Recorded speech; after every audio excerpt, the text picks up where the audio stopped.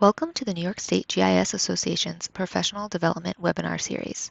This was originally recorded on March 24th, 2021. Kate Kiyanitsa is discussing New York State's efforts to provide open GIS parcel data. Kate is with the New York State GIS Program Office. Today, I'm really excited to talk with you all about New York State open GIS parcel data. Just to give you a little bit of information about me, I've been working at the New York State GIS Program Office since 2010. I started in the state broadband mapping program, where we collected data from all of our broadband providers in New York State to try to figure out where the underserved and unserved broadband populations and people were in the state to try to help to get people broadband.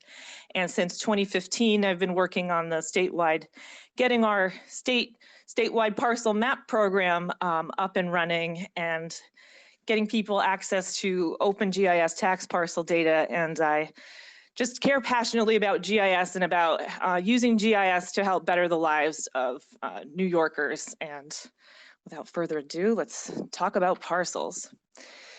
So our statewide parcel map program started in 2015, so we're relatively new.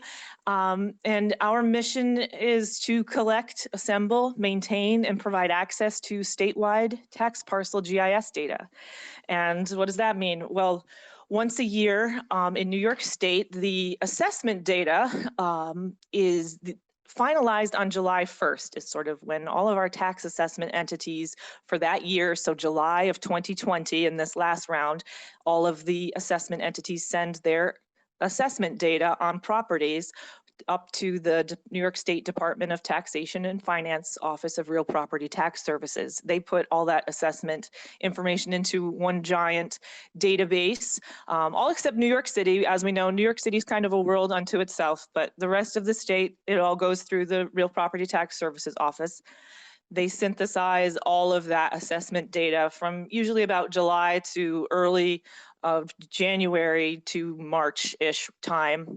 They get all that data in their database, and then we get access to assessment data for the entire state. And then during that same time, so in January to March 2021, we're getting 2020 assessment data in a standardized format from ORPTS is their acronym. You know, we love our acronyms at the state.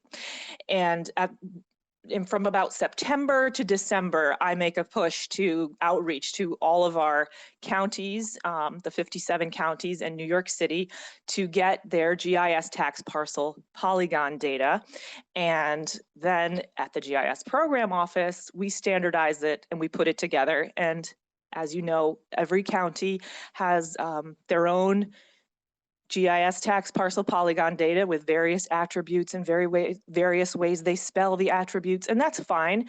That's what we do. That's our job. We get all of that data as it is, and we standardize it and we put it together with the tax assessment data we get from the Office of Real Property Tax Services, just using the Swiss SBL or the Swiss print key unique ID to put it all together. So this is sort of my first appeal. I've given this presentation. I'll just back up for a minute and say this presentation has been in development for over a year, and I've shared it with a lot of real county real property tax directors and with the New York State Association of Counties. I've gotten some really good feedback from them, which I'll talk about off and on. And one of the first points of feedback that I've received from our county data owners is just the need to help our counties and data owners understand the value of this once a year cut of standardized tax parcel data. And yes, you can go to a county and that's very progressive and updates their parcels every 2 weeks and get the latest and greatest from that county. But anytime you need GIS practitioners need to do a standardized or statewide analysis, it's really important to help these data owners understand that standardized tax parcel data is the way to go and is so beneficial for analysis. So when I make my appeal at the end for all of you GIS data warriors to help convince our counties to open up their tax parcel data. This is our first kind of key point that we want to remember when talking to them, how that standardized tax parcel data is so important, and that's work that we do. We're not expecting the counties to follow a schema and change their data practices. We do this work, and that this derivative data product that we make is valuable and worth sharing more openly with the public as widely as possible. And right now, while we encourage our counties to open up and share their data publicly, and we try to convince them with our good arguments, some of them that I will present to you today, we also respect it's each county's right as the data owner to control the distribution of their GIS data. The state does not have authority to compel counties as the data owners to make them open up their parcel data publicly. We can ask them nicely and present compelling arguments, but we also have to respect them as the data owners, and we take that seriously.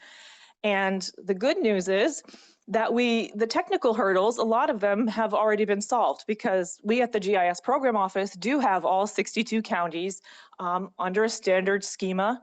The data itself exists, but we're only allowed to share that in a very limited way. And it's taken even several years to get to a point where all counties have agreed to share their data that we're allowed to share their standardized GIS tax parcel data just even within the state, and different state agencies can use that data for state business purposes, but only 26 counties allow us to share their data publicly. And one other point with this is, if you work in a county and you're involved in any of that process, or it's really important to know that having those timely updates, even if we can't share them with the public just yet, that it is so important that every county cooperates with us at the GIS Program Office to maintain that flow of yearly updates, even if they're not comfortable yet sharing their data publicly. Trying to help strengthen those county to state relationships as it pertains to GIS is really important. And we have had some issues with counties more recently where I believe there's other things going on between the county and the state that have kind of made the relationship of data sharing a little more difficult. So in your advocacy in your local area, in your level, please just also be an advocate to local governments to work with the GIS Program Office to continue to provide us their yearly updates to parcel data in a timely way. And we're so grateful for this at the state level. Just to give you a short overview of what is done with our statewide GIS tax parcel data. So many important things that happen at the state level, such as use in state police and assessing property boundaries. Department of Corrections uses the parcel boundaries all the time in our CIRIS online application to place sex offenders at a legal distance from schools. And of course, the Office of Emergency Management, Department of Environmental Conservation, and our Governor's Office of Storm Recovery, which was created after the hurricanes several years ago, use parcels all the time in a standardized way for natural disaster planning, responses, getting federal aid to localities quickly with the parcel analysis that they do. So even if counties don't share, the parcels are still being used to help New Yorkers in every part of the state. And we're really thankful for those partnerships with our counties. But really what we want to talk about today is open access to parcel data. We've got 26 counties now that allow us to share their data publicly. When we started the program in 2015, there were only 12 counties. So we've come a long way, and we are looking to push that a little further. And we wanted to do an analysis and think about this in a way of, okay, these counties that don't share, how can we think about why they don't share? And if they're not sharing, are they missing out? What are they missing out on if their piece of this puzzle is absent? Is there a way we can convince them that it will benefit the county if they're a part of this puzzle instead of keeping their puzzle piece in their pocket. And we start just with the basics of map data distribution. This applies to so much more than parcels, but we're going to talk about parcels today. In the 1980s and before, we were dealing with GIS data on paper maps, needing to go into a local town office and get a map, and printing maps and using maps for our GIS analysis. And then we skip forward in time, we're in the 2000s, and everything is burned on CDs and DVDs. This is fantastic. Nobody needs to do anything as much with these paper maps anymore. We can mail people these GIS files to use on a computer on a disk. It's fantastic. And now skipping ahead to 2020, we're now in an economy and in a time where people expect to be able to go on a website and click and download that data or connect to it in web service.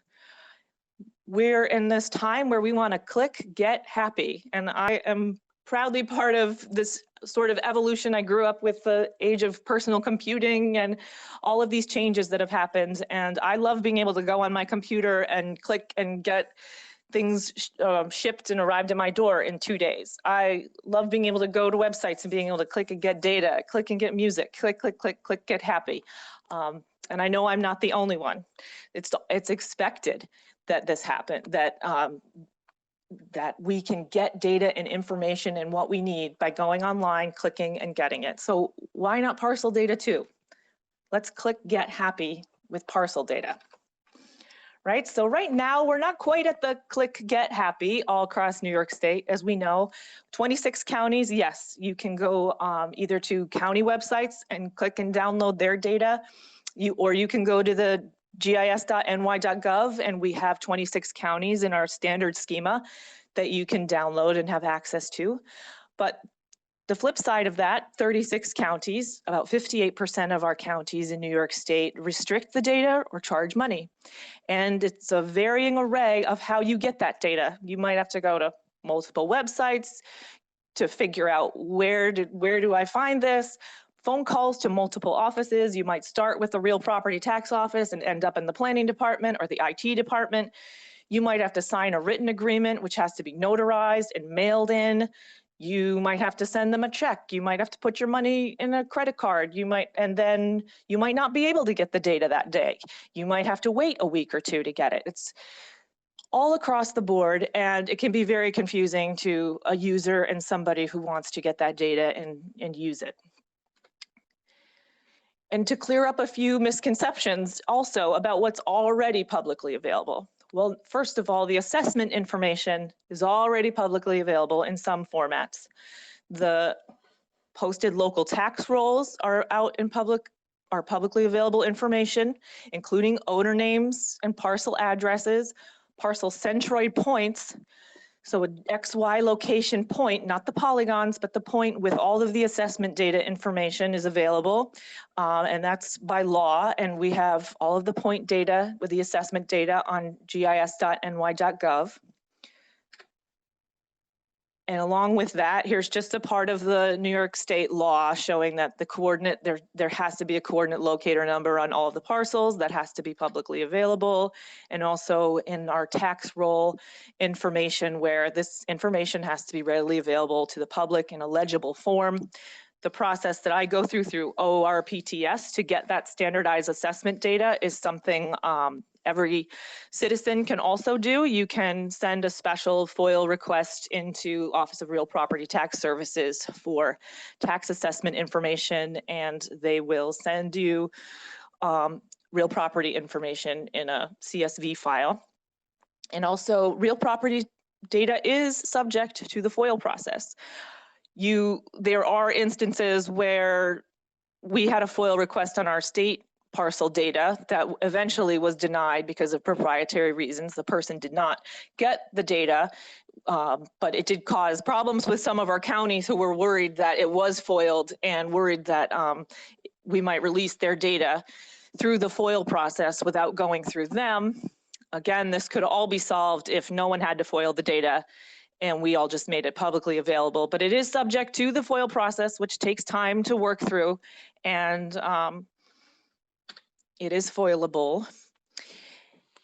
And also, as far as, the tax parcel polygons with the Swiss SBL and the Swiss print key are really the components that are owned and maintained by the data owners in the counties. And even these are mostly available for viewing. It's not secret, really secret information in that citizens can go on and you can click around a parcel viewer and see the parcel boundary lines. And this boundary information is generally already out there in the world.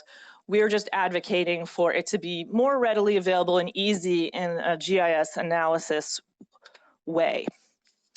So we started off thinking, okay, so a lot of these counties we know make money from this data. Well, if they're making so much money, we don't want to take a huge, chunk out of their budget. Maybe this is a big deal. Well, let's look at these budgets and see how much money are these counties making on this data. So we took about 15 counties, and in 2015, we went through and found all their online county budgets, and we tried to find a line item or items in there that would equate to, maybe this is something to do with GIS tax parcel data. So these numbers are most likely, excuse me, somewhat inflated because the line item in the budget, may include other things. So tax parcel data is probably only a portion of this. And this graph just shows the difference between what we found, the revenue that the county was getting from the parcel data in 2015 in blue versus the revenue that was budgeted in the county budget in 2020 in orange. And we found several of these counties, we got Rensselaer, Steuben, Warren, and Rockland, all opened up their parcel data between those times. So they zeroed out, causing some of that decrease. But even with all of these numbers and analysis, we take, even just with the counties that still charge data in 2015, and they still charge data today, we're still talking about an average of a 17% decrease across the board on the same budget item that they got in 2015. They're getting less money, and the average amount of money that they were getting was $7,600 in the text up there, and they're just visually. So they're getting $7,600 in revenue. And here, if you have, when we post this PowerPoint before, you can click on the budgets and see where I got all this information from. And we've done our due diligence as best we can to figure out how much money are we really talking about. And we've decided $7,600 there, the counties that still charge data, that's what they're making. So we've got a $7,600 average revenue. And you're also, though, putting in money to maintain this system. Is that worth it? So we'll just start there. You've got money. Is it worth what you're expending to get that money? Maybe the answer is yes, but think about everything that is also having to happen to generate that revenue. You have to have staff who are spending their time filling these data requests. You have to have someone reviewing these written agreements that have to come in and have been notarized. You have to physically, mail a DVD to people in some case, some mechanisms for exchanging money, people calling you up and asking for data whenever. There's all of these factors go into this putting into to get this $7,600. And is that worth it? Could the staff who are spending their time on this be doing something that is better and more valuable within the county? Maybe. And I also want to point out the legal cost of these written agreements. And I talked to someone just a couple of weeks ago who deals with trying to get parcels at a national level, and asking her about these third-party data companies. And she said, her from dealing with this for a long time, said, yes, third-party data companies, some of them will go about and have agreements with the counties that they're going to resell the data. She said, but there are some that will sign agreements and pay the money and just turn around and sell it anyway and do what they want to anyway, knowing that the county is not going to come after them. The county is not going to start a lawsuit. And thinking about it from that perspective, how much would a lawsuit cost? Is anyone who have these restrictive data agreements, are you going back? Is the county going back and checking to make sure that that data is being used in accordance with your terms? What are you going to do if they're not? How much would a lawsuit cost? probably more than $7,600, and how much of a hassle that is. But okay, so instead of, let's say you still are like, the county is still, you know, $7,600 in revenue, times are tough, we need that money, I'm still not convinced. So what happens on the flip side of that? What happens when a county says yes to sharing their GIS tax parcel data at the click of a button? Does anything beneficial? So maybe all these, I might get some staff time freed up, but we open up the data, what's in it for us? What good can possibly happen for the county? And we wanted to look at that in sort of a data-driven way. And we first, we were able to do this because on gis.ny.gov, we had a few counties and more since who used to have their data locked, and then they unlocked it. They had individual download pages for their parcel data, and we could put in a request to our web team to get the IP addresses and numbers and stats of who was downloading before, who was downloading it after, and how many. And as this graph clearly shows, after the data was unlocked, drastic increases in people downloading and using the data. What are they using it for? Well, let's take a look at Rensselaer County. I live in Rensselaer County, so this was more personal to me, and plus they had the most data downloads for us to look through. So we thought, let's look at the IP addresses and figure out, you know, who's downloading this data and what they could possibly be using it for, and can we trace it back to something positive that happened in the county. And just looking at the IP addresses and breaking it out by sector based on, is it a .biz email address, .gov, ed.edu, those kind of things, we could kind of break it out by sector. We found that, you know, we have this sort of breakdown of what kind of IP type addresses were downloading the Rensselaer County data. And we were particularly interested in the business data because, as you may or may not be aware, in a lot of counties, the data is locked down, particularly for businesses. But if you're a student or a nonprofit, sometimes you can call up the county and plead your case, and they'll give you access to the data more quickly or without an agreement, or there's a bit of a gray area there. But if you're a business, generally, I've heard from real property tax directors and in conversations that, you know, businesses, they can pay, you know, they're not getting our parcel data for free. So what businesses are now downloading this open parcel data? So many different kinds. It's not just one kind, you know, not just resellers of data. There's all different kinds of businesses from so many different sectors. One that I thought was particularly interesting was out-of-state grocery stores. We were looking at different names of IP addresses, how many were out-of-state grocery stores. And I thought, oh, that's kind of cool. Maybe they were looking at parcel data to see if they wanted to expand their franchise into New York State. That's pretty neat. All different kind of companies that you could imagine what they're using parcel data for to maybe benefit the county or the locality, expand their business, do something good in the state. But we wanted to not just go this far and say, look at all this great stuff that probably could happen in your county. And maybe they were requesting data before, but they're not now, but they definitely downloaded the open parcel data. We wanted to try to look at, were there specific companies that downloaded the parcel data and then something really cool happened in Rensselaer County that maybe having open access to parcel data made that happen or made that easier to happen, and that was of direct benefit to the county. So we have a few examples of specific businesses that downloaded the open parcel data on gis.ny.gov, and there are specific projects and priorities that are of benefit to local economies. And the first and biggest one in our economic development category is Amazon. Amazon downloaded the Rensselaer County GIS tax parcel data.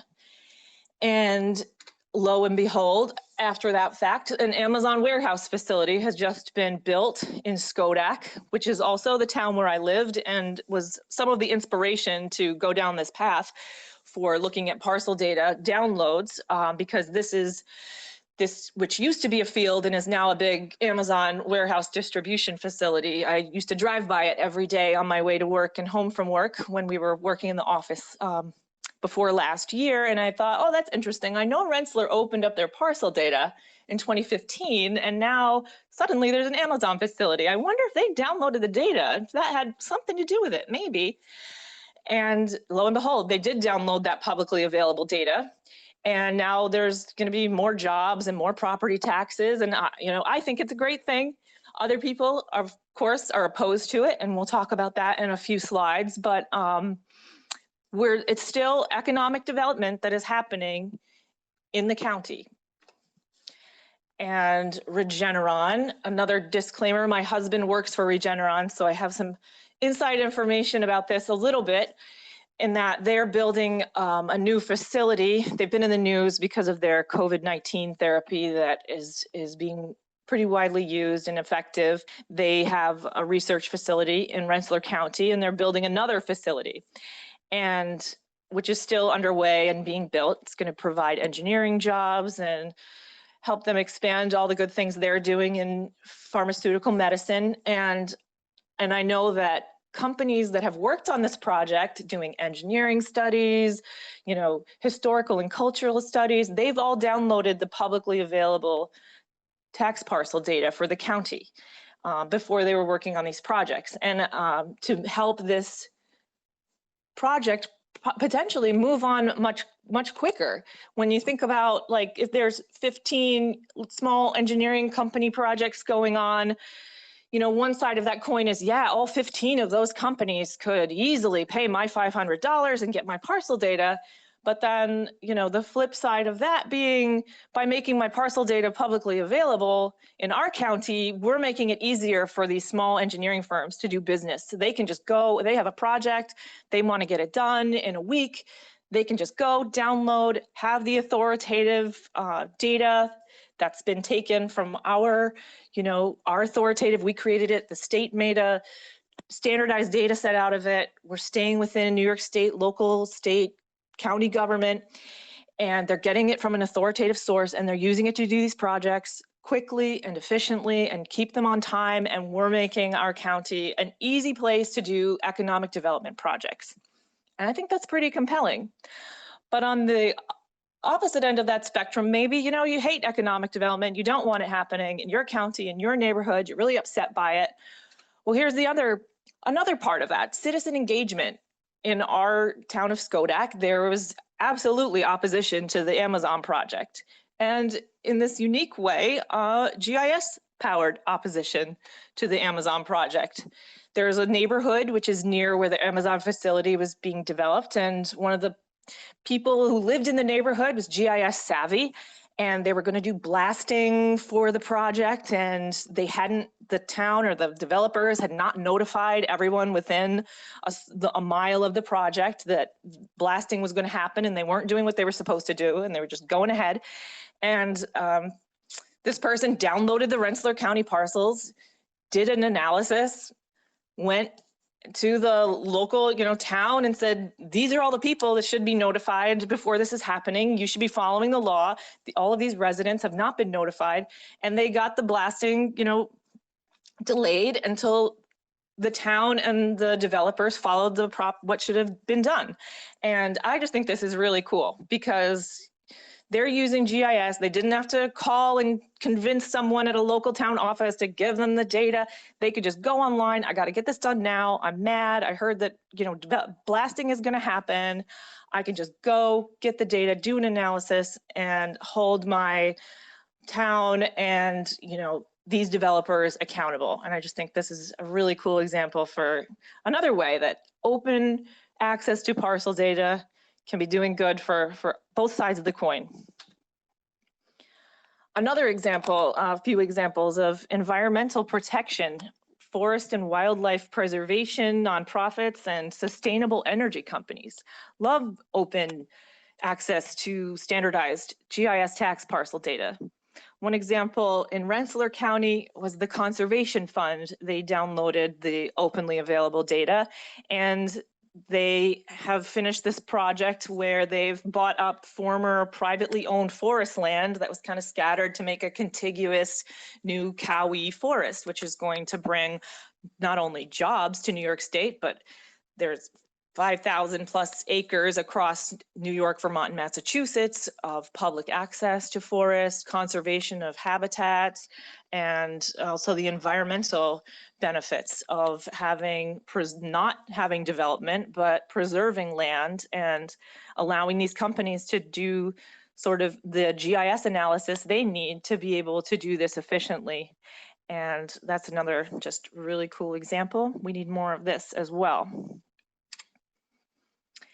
And this example is not one of a direct download of the data, but I know this Russ Dasta, this is a one-man small business, or was a few years ago, when I talked to him on the phone about GIS tax parcel data and what was available. And so he's a small business, it's just him, and he does data analysis for commercial construction, windmill, and solar engineering.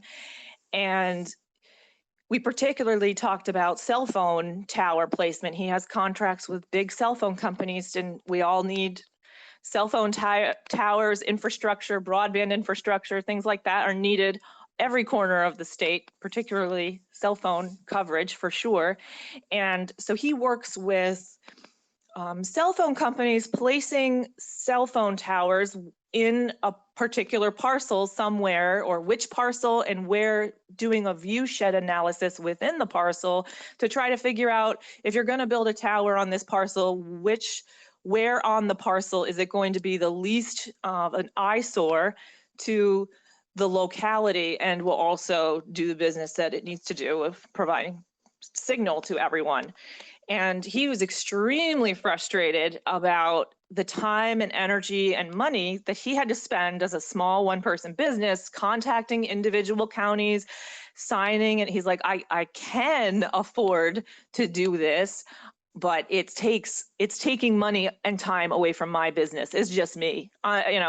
Just because I'm a business, I'm doing something that I feel is of direct benefit to the people who live in this area. I am trying to make these cell phone towers as least visually intrusive as possible.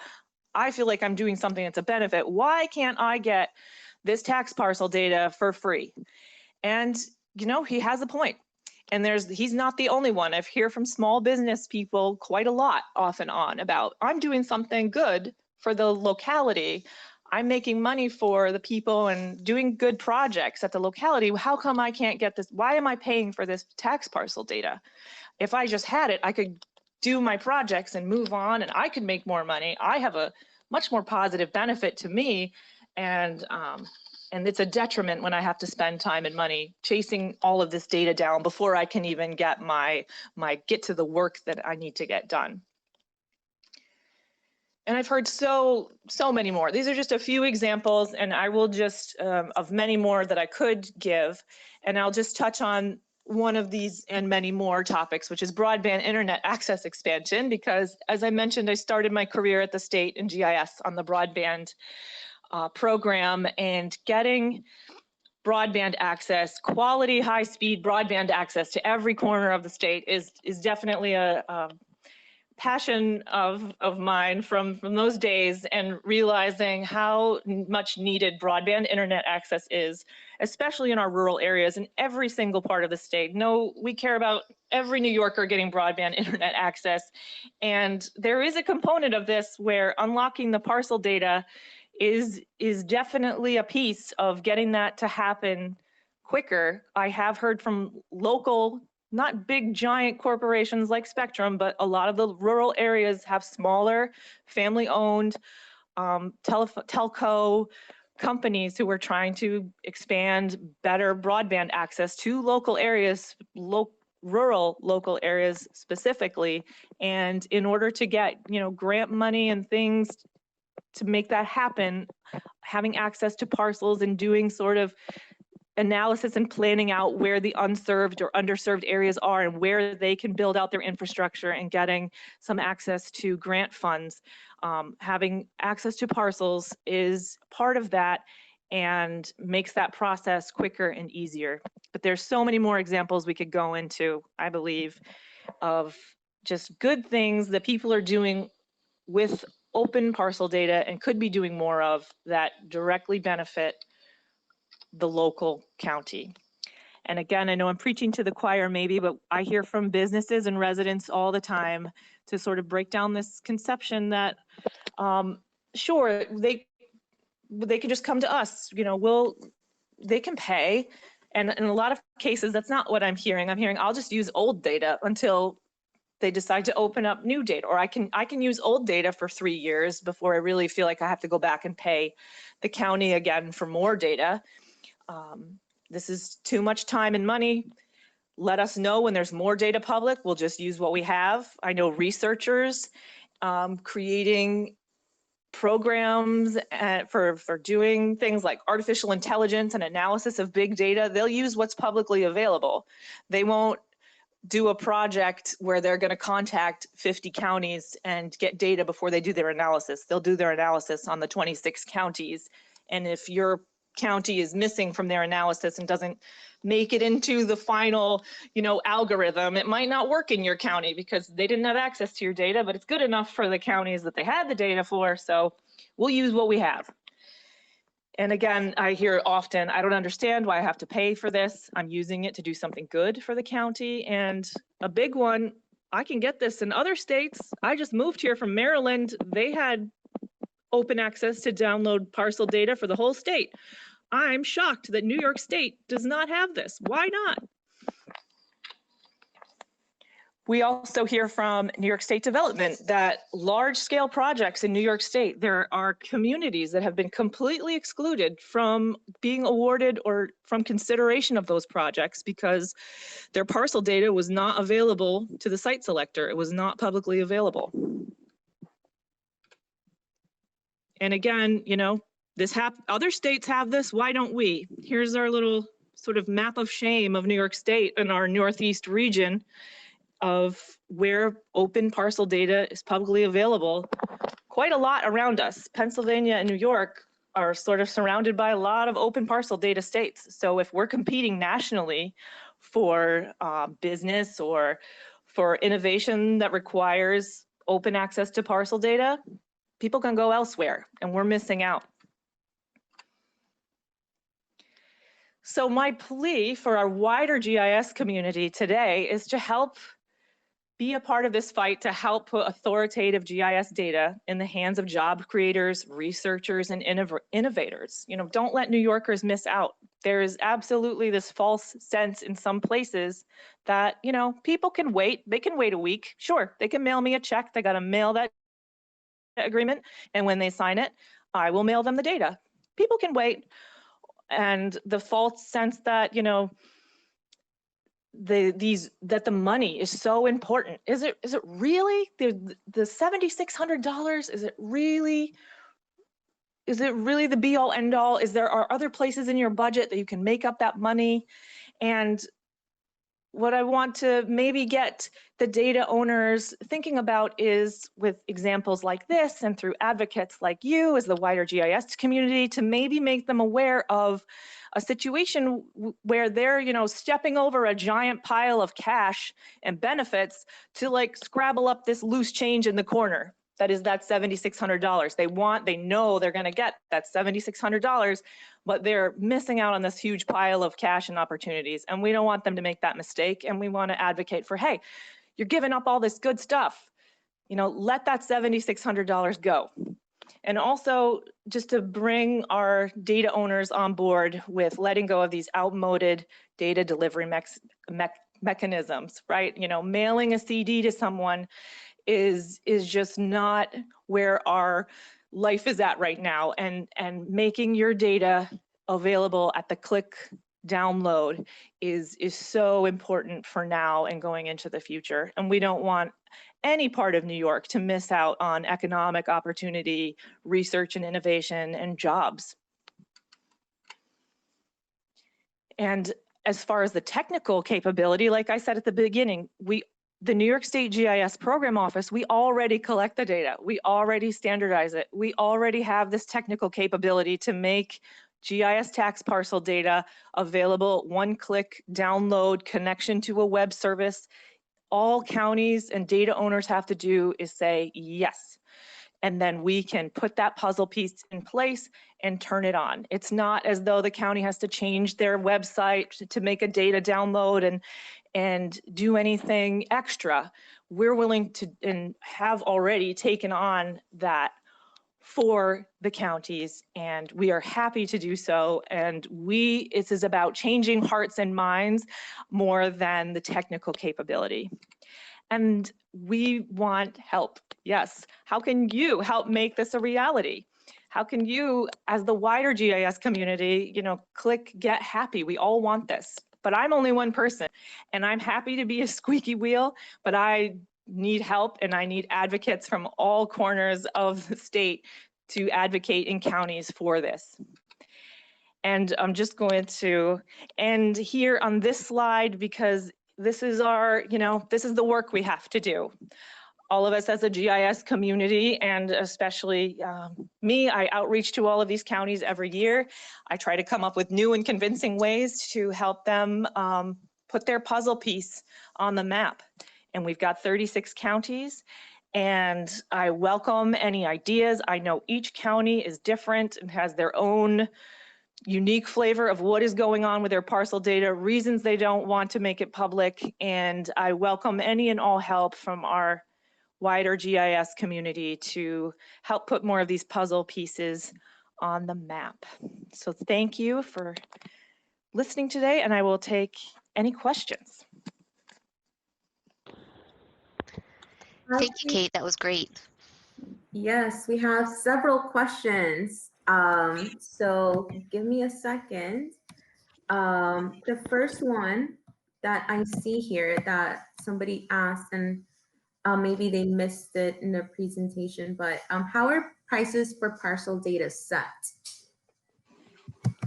That is up to the county. It ranges from $10 to thousands of dollars and everywhere in between. And some counties will charge no money, but you have to fill out a data agreement before they will give you the parcels. So there's some barrier. It's not always a monetary barrier, but it's up to the county, and it's all over the board. The next question was, what is the difference in parcel attribute information that is available when counties go public versus what is already publicly available with the point data at the clearinghouse? It's exactly the same. So when we make the point data that has the attribute data, that's exactly the same as you're just getting that same information on a polygon instead of on a point. The next one is, how have you been able to convince communities to make their data public? We have been trying with, I talked with and had long conversations with community real property tax directors. I showed them this PowerPoint, answered a lot of their hard questions. Some of them, since hearing this presentation, have opened up their parcel data. Some of them approved this and said, we're still charging money. We're actually charging more money this year because we need more money. So we tried anything we can. I know like I said, every county is unique, and we know there's a different issue going on. Some people say it's not up to me. There's a board of supervisors that have to be convinced, and every county, the gatekeeper is different in every county. So I guess the solution for every county is going to be different. Awesome, thank you. And how will the ACES rollout affect the statewide parcel data? Will the fields change? We are not sure yet, and that we've been working off and on with the Office of Real Property Tax Services, the ACES project. If anyone on the call is not familiar with it, this system of collecting assessment data every year, they gather it and they put it together. ORPTS is creating a centralized system where assessors will input their data centrally into the database, so they won't have to send and integrate data into the assessment database every year. Parcel polygons are supposed to be a part of that, and statewide parcels are supposed to be a part of that in some way, but we're not entirely sure what that will take. But we are keeping our finger on that pulse to try to figure out how that will work and how we can help Awesome. And does your office provide any benefits to the counties who share their data to public through your agency? Well, they don't have to create a way to make their data available themselves. They can just mail it to me on a disk, keep doing that as long as they want, and I will make it available to download. So they don't have to have any technical capability to do that themselves. And we will also, standardize it. We know a lot of counties' parcel data is full of stuff that is probably, some of it is not so great, and we clean it up and make it, more presentable and more useful than maybe some counties, the data that we start with would make it easier to use for a GIS user because all the fields are standardized and it's just going to be, so there's some of the benefit there. No one's knocking on the county door then to say, hey, I found this mistake in your data and you better fix it. They can complain to me.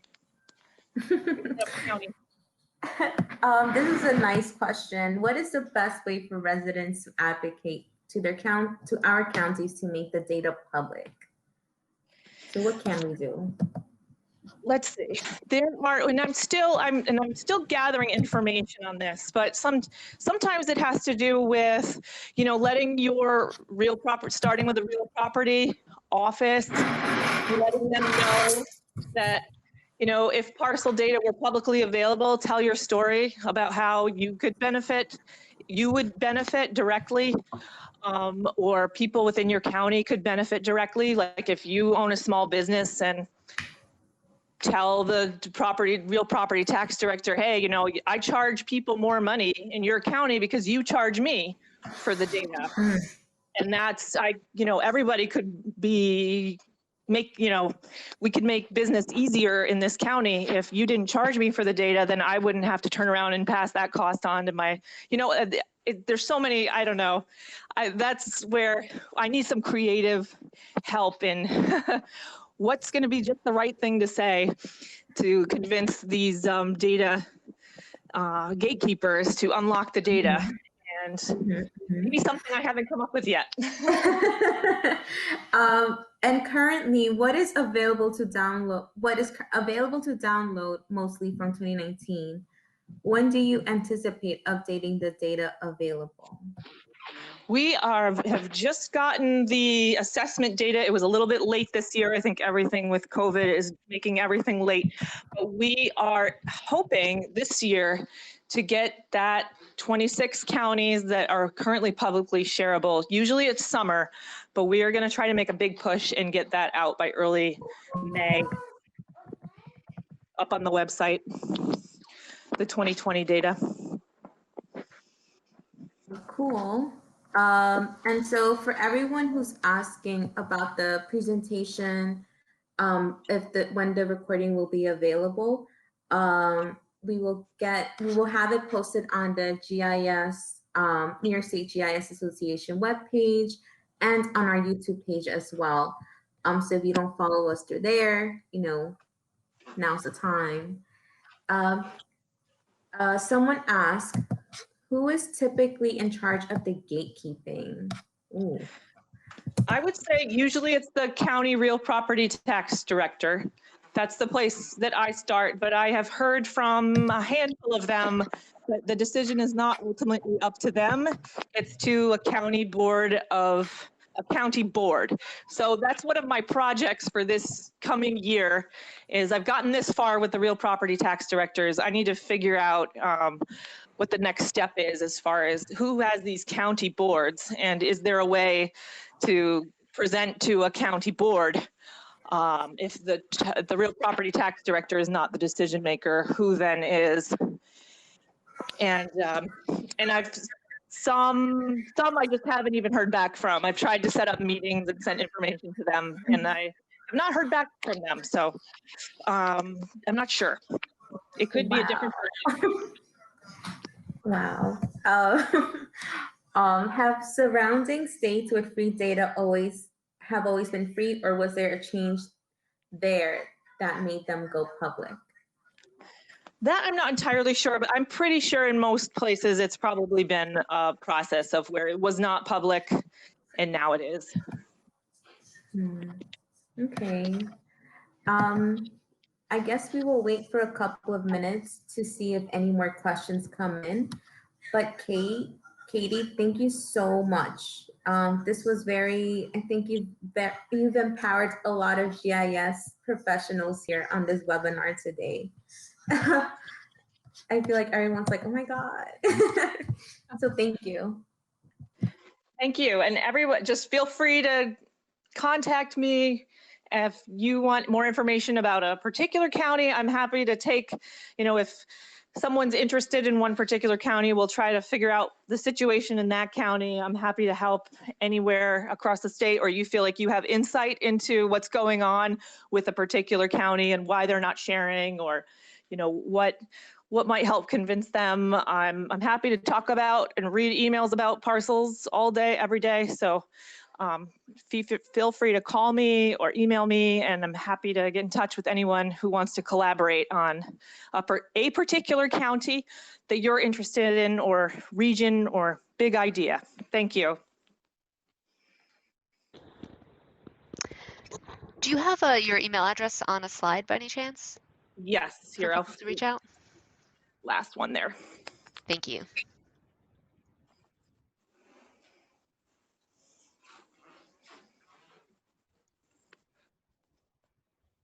Question just popped in.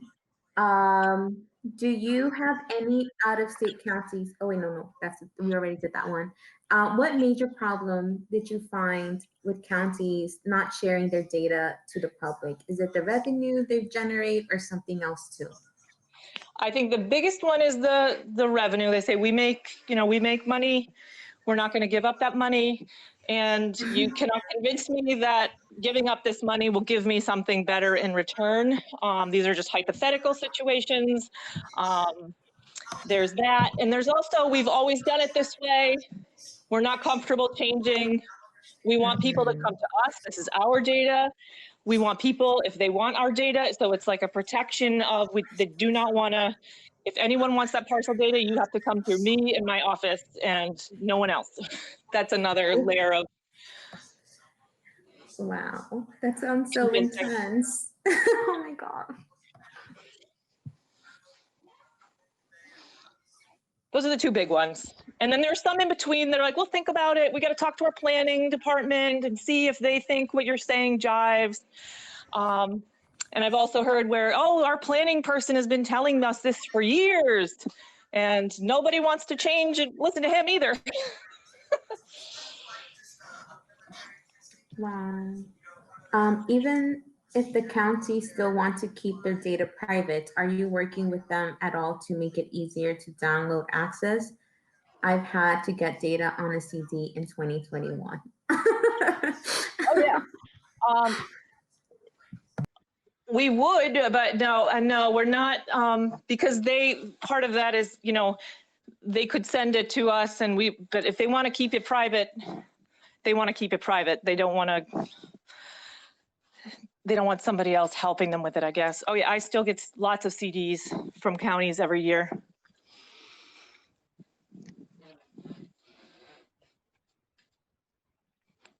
But we're happy to help them if they have technical hurdles, but generally we're trying to push them to just help make the data public and overcome some of these misconceptions and fears that is keeping the data locked. All right, it's almost 1 o'clock. It looks like we've gotten everybody's questions.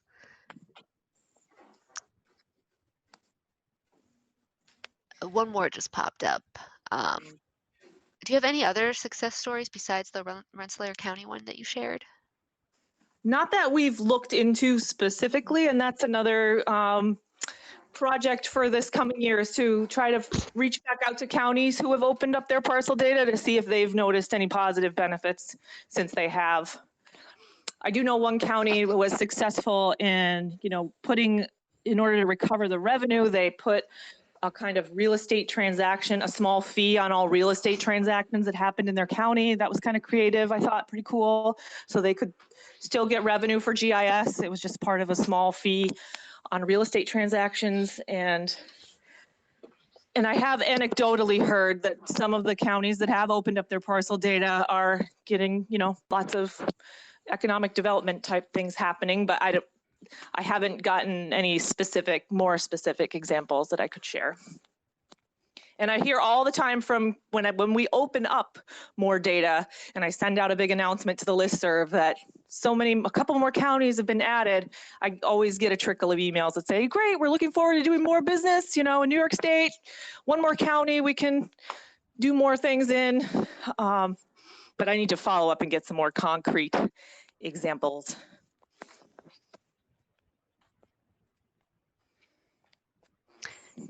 All right, that's fantastic. We're coming up on 1, and I do want to put in a plug for our next webinar, which is with Scenic Hudson on their solar mapping tools, and that is next Wednesday. So you can go to the GIS Association's website to get the registration link.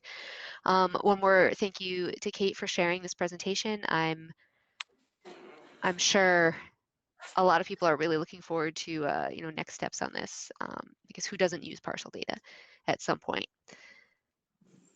And as Leticia mentioned before, the link to this recording will be on the association's website and our YouTube channel, and you can expect that in about a week.